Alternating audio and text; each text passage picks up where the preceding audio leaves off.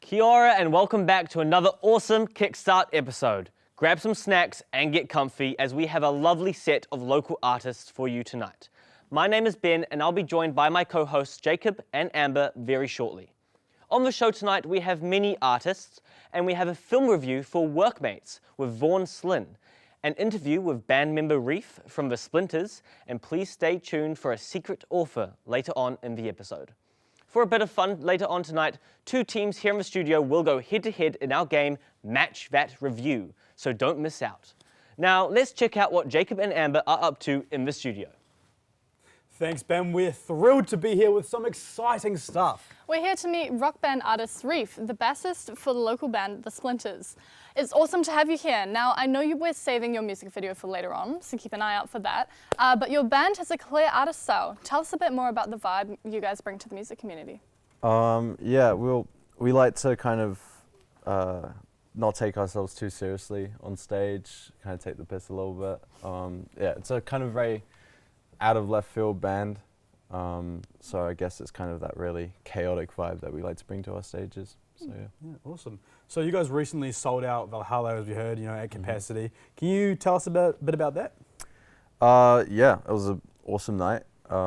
We weren't really expecting to sell out, and then just heaps of people showed up on the night. Great mosh going, shoulder to shoulder pretty much everywhere. So awesome. Yeah. What's it like being a part of a band and living out the experience as a musician? I'd say it's real stressful sometimes. We do a lot of writing sessions, which it's like living with your siblings a lot of the time, and you all get on each other's nerves, especially during writing sessions. But yeah, playing shows with them is just heaps of fun. It's the most fun you can have. Awesome. So where do you and the boys get your inspiration from? I think we like to trace a lot of our inspo for our music back to like a lot of English punk or like post-punk stuff coming out pretty recently, stuff like Shame in the UK, and Slaves, which was a good band as well. Now Soft Play. Yeah. But yeah, no, we like to trace our inspiration right back to there. But I think now we're kind of moving towards a bit of a more like New Zealand funk sound, especially with new singles. So cool. Was there a specific memorable moment from one of your shows that have still stuck out to you? Yeah. Actually, from the sold out Valhalla show, we had a bit of a moment.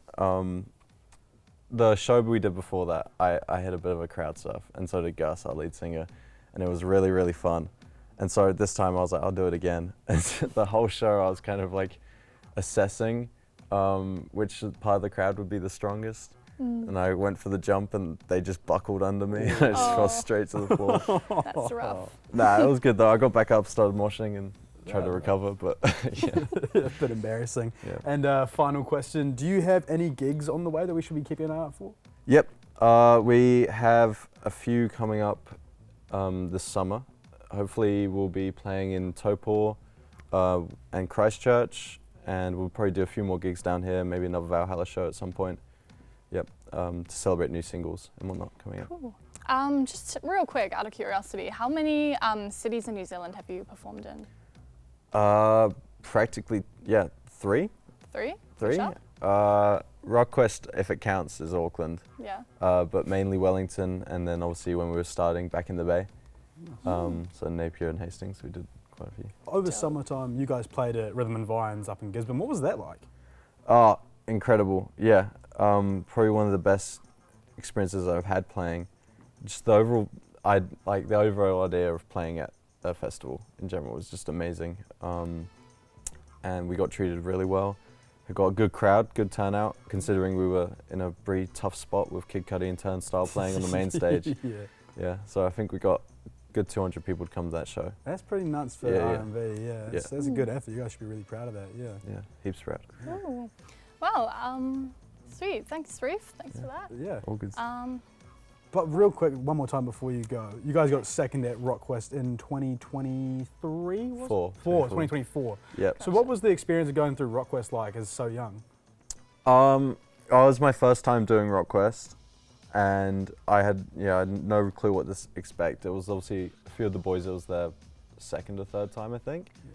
There's a lot of pressure, like especially at that time, to like get good music and try to win a competition out of something that's so subjectively judged. Yeah, definitely. So, but yeah, no, it was a good experience. I think it set us up good for what we're doing now. Oh, what 100%, that exposure at a young age, can really propel you forward, or it can shatter you. But you guys have, you've swam like ducks. It's been really great to watch, and knowing you on a personal level is really cool to kind of go along and see it with you and the boys as well. Yeah. Yeah, well shot, man. Yeah.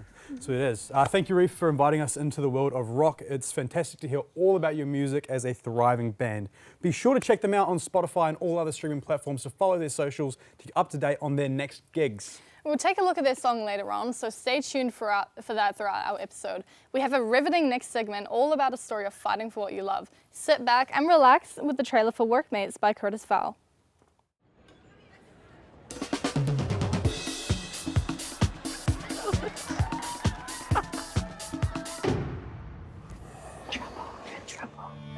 This is a professional production.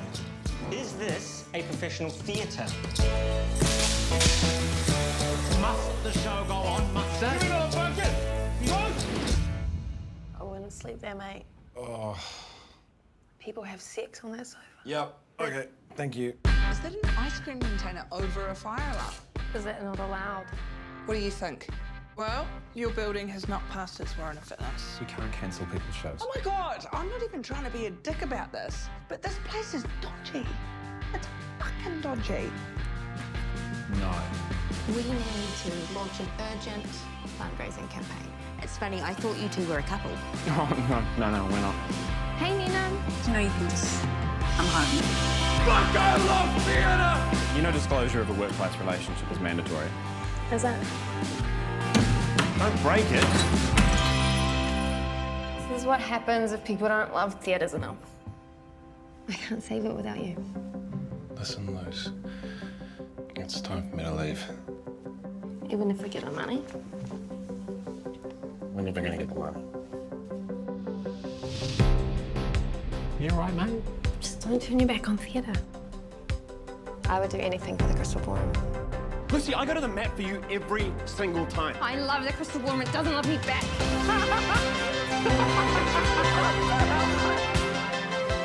Sometimes you gotta break the rules to make something great happen. This friendship, it's not even a friendship anymore. I don't know what this is. You're disgusting to You're me. disgusting to me.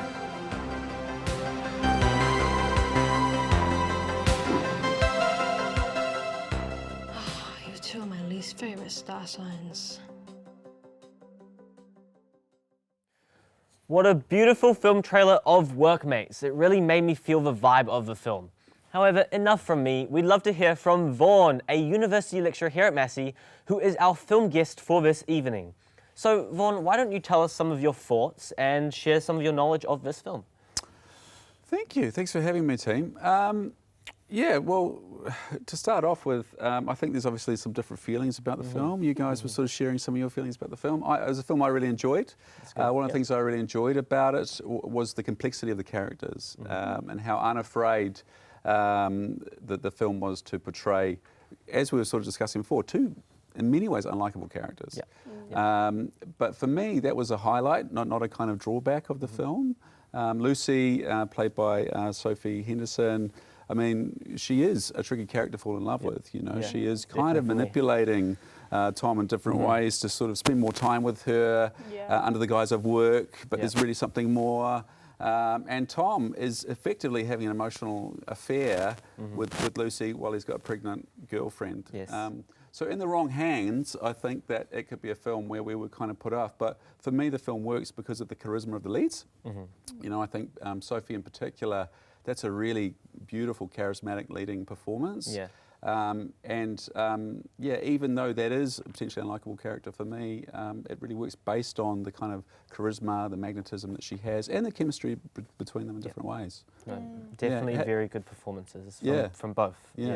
How about you two? How was the vibe? Was not shared? You rejected the film? You hated it? Or, you know? No, I really love the production value of the film. I think this film was very well shot. The lighting was brilliant. It was nicely edited as well, and of course the performances from the two leads were fantastic. I just wasn't a fan of Lucy homewrecking Tom's relationship with his girlfriend. She's got a baby on the way. She's pregnant, and I don't know. I just wasn't a fan of that. So it just made it hard to like Lucy's character and root for her throughout the film. I agree. Yeah, I mean, I didn't really like the storyline, but it did have a lot of really good cinematic shots. I felt like there was a lot of symmetry and power shots, and I'm a huge fan of like color and like using color and contrasting colors in film. I feel like there was quite a lot of that, so I really appreciated that. Interesting. I mean, to me, it does resonate with my experience of kind of moving to my 30s, having an artistic career, and then being faced with that kind of pressure of, can I keep going on this route? Or do I need to kind of, if I want to have children, I want to have more stable existence, do I need to think about going into a different kind of sector? So that's another feature of the film for me is the way it looks really honestly at that moment in your life when you're really weighing things up. So, again, I sort of forgive their complexity. I think it's pretty human, pretty honest, and I think what I like about the film, it doesn't judge them for that. It allows us to take our own positions on it in different ways. Would you agree that workmates argue that creative spaces are essential, not just entertainment? Yeah, I think so. I mean, I think one of the beauties of the film is it looks at the community of theatre. And so the film is not really interested in theatre itself, but it's interested in the communities around theatre. And for those of us who have been inside theatres, who've made work in the theatre, the beauty of it is not just the shows themselves, but all the conversations you have afterwards, in the foyer or in the bar. That's where the community comes together. The first scene of the film really showcased that nicely. Definitely. Yeah, absolutely. Cool. Sweet. Well, being able to save beloved local businesses is such a wonderful thing. Make sure to check out the full film Workmates on Eurovision. Definitely. And thank you, Vaughan, so much for coming on the show and giving us your insight into this film. It was very, very interesting talking to you about it. No worries. Thank you. Now, it is no secret that with the rise in streaming platforms, plus the cost of visiting the cinema nowadays, it's hard for people to find niche and creative films they've never seen before. Here is how thousands of Wellingtonians are finding these niche films and how to grab your own membership at the Wellington Film Society. Come through the doors of the Embassy Theatre on any Monday night and you'll find this. You'd be forgiven for thinking this queue is for the latest blockbuster, but these cinephiles are actually part of the Wellington Film Society. The Film Society began at the Paramount Theatre 80 years ago. Over that time, it has enabled thousands of Wellingtonians to see a diverse range of films from around the world. Membership has more than doubled since 2022, and it's at a record high of almost 2,000 active members. We spoke to a few of those members about what keeps them coming back.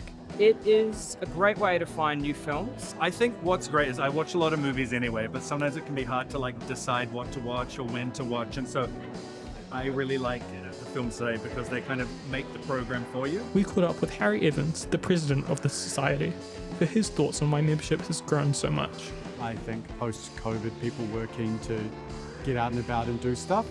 I think that there's a rise in interest in film from younger people. You see that on platforms like Letterboxd and stuff where people are kind of learning about the history of film and quite interested to see a big variety of films, and we show those films.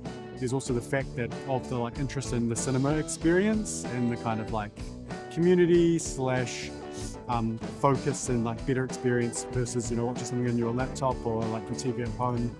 Even after 80 years, the Wellington Film Society is still connecting audiences with hard to find films. Stephen Clark for Kickstart.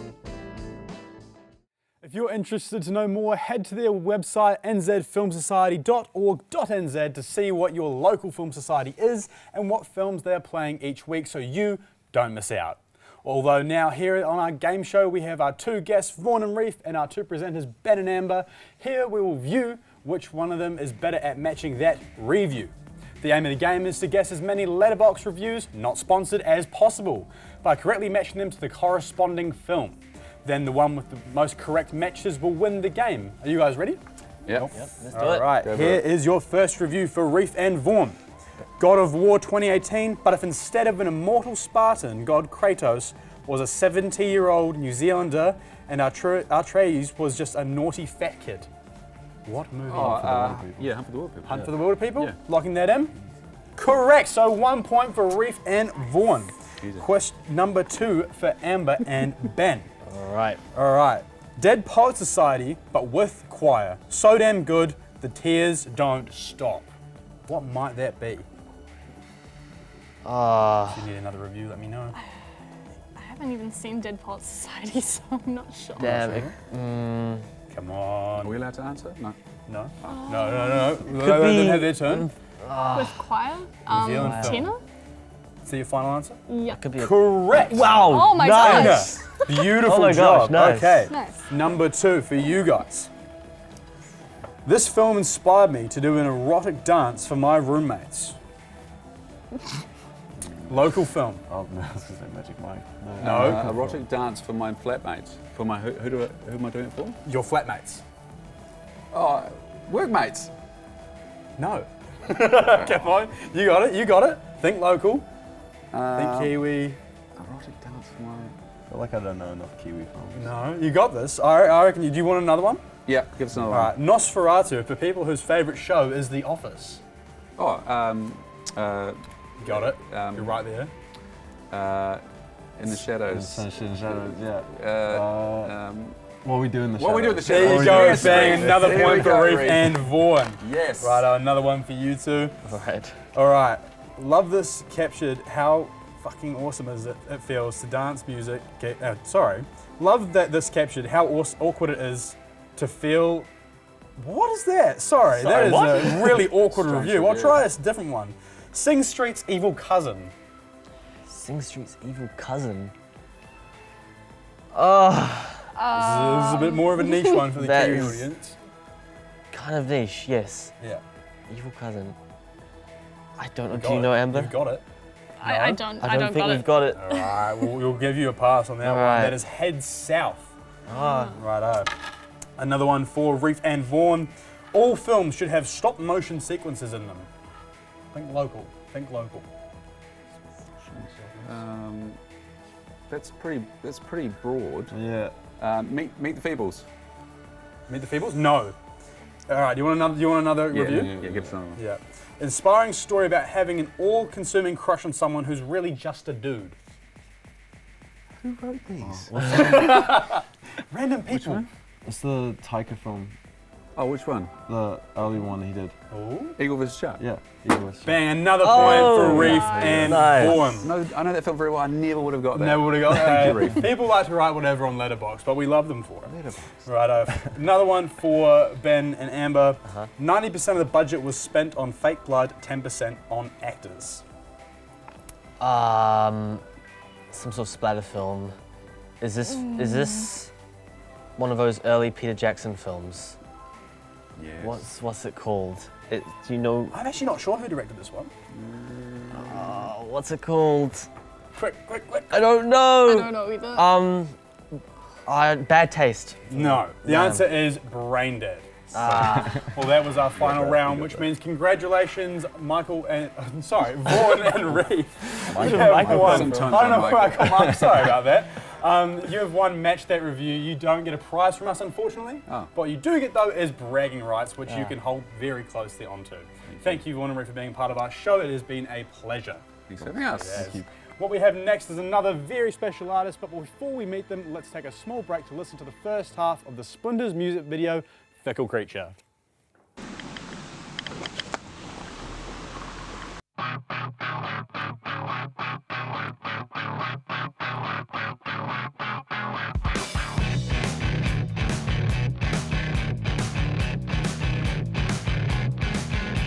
Small fickle creature, I would like to eat ya. Time to meet your maker, I am the creator. Here are the rules, I'll carve you up with tools. You're going in my mortal whether you like it or not. You fickle creature, you fickle creature, you fickle creature, you fickle creature.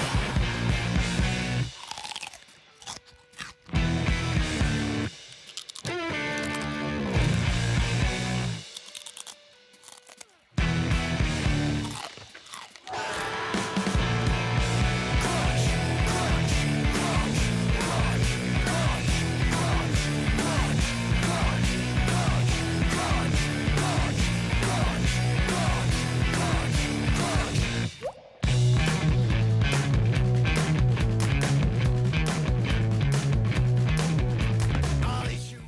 After that rave-type dance break, it's now time for our author interview.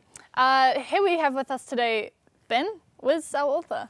Oh, well, Amber, I am actually a local Wellington author. We have a really talented crew here at Massey. All right, that's right. Ben Spies here is an established author with 4 different books, being Weirdo, The Magic Pencil, The World of Greek Mythology, and 2020. Please, Ben, tell us about your journey as an artist writing these at such a young age. Yeah, of course. Alrighty, let's get into it then.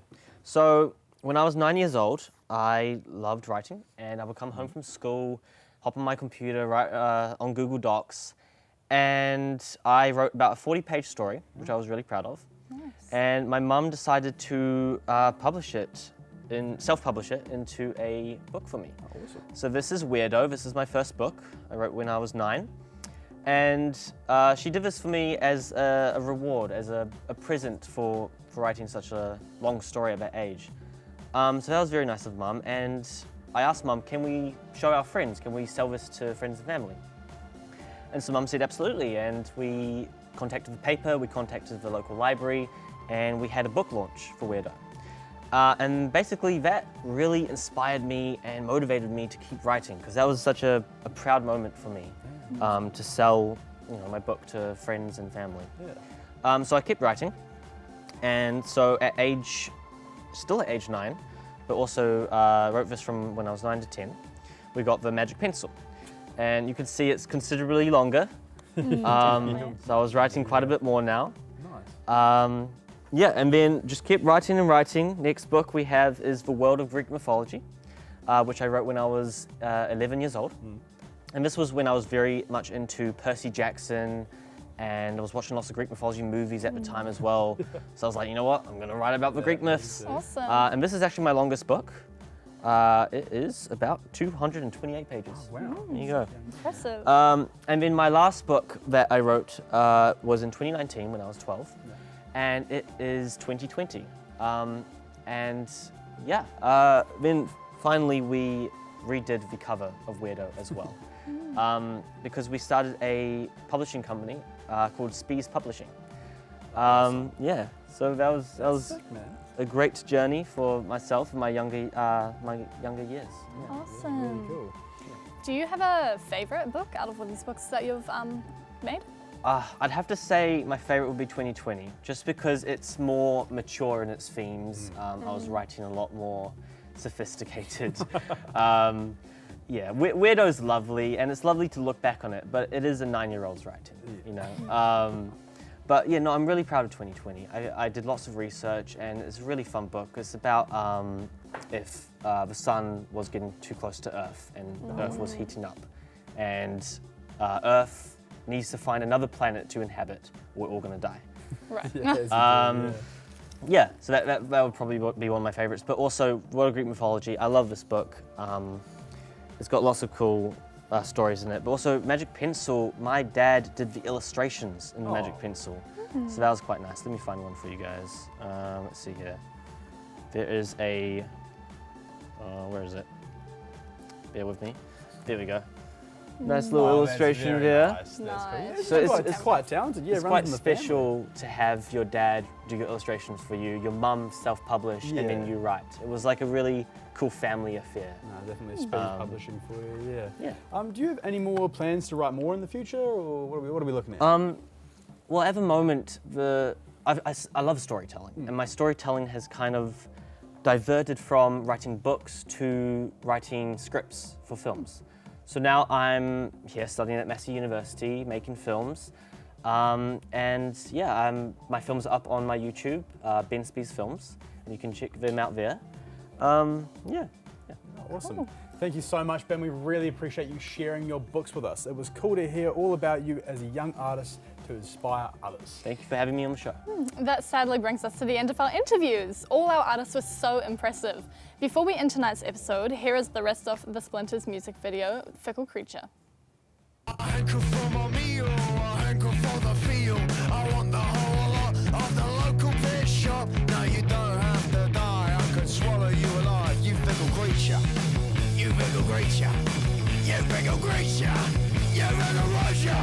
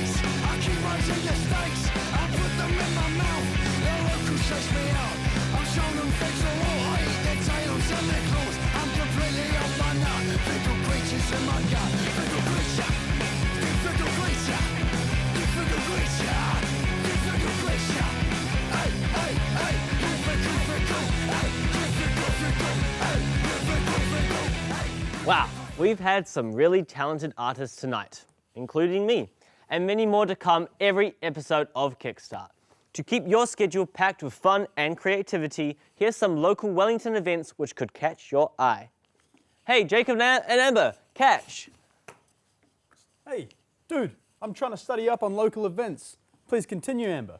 Okay, well, what event just outside of Wellington is hosting a music festival on the 30th of May to celebrate New Zealand's Music Month? Oh, that's a tough one.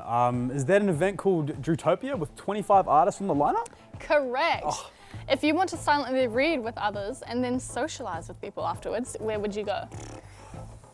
Is that the Wellington Library Silent Book Club on Wednesday the 3rd of June? Yes, that is correct once again. What event is happening in Wellington, Christchurch and Auckland that is a music performance meant to emulate songs from Radiohead, Bruce Springsteen and Talking Heads? Springsteen, Talking Heads. Oh, would that be the Come Together tour with many dates starting from the 29th of May? Correct. And luckily, last question. What yearly show is coming back this year to Wellington? Oh, yearly. Would that be the World of Wearable Arts at TSB Arena, which will be happening on the September and October? Ding, ding, ding! Hey. All four are correct. Make sure to check out these events if you're visiting Wellington. I'm sure I'll visit some of these in my spare time. How about you, Ben? Oh, absolutely. They all sound so fun. So here you have it. That means we've come to the end of our episode. Oh man, it's sad to see you go, but make sure to come back next week for talents like music artist, boy band, and the cinematographer for House Within. I bet that'll be super fun to watch. You can keep up to date on our socials at Kickstart TV on Instagram or TikTok. If you miss an episode on TV, oh come on, which none of you guys would do, right? Our episodes will be up on Channel 83 on YouTube as well as our Massey Facebook page. My name's Ben and thank you everyone for watching. See you again soon. Ka kite.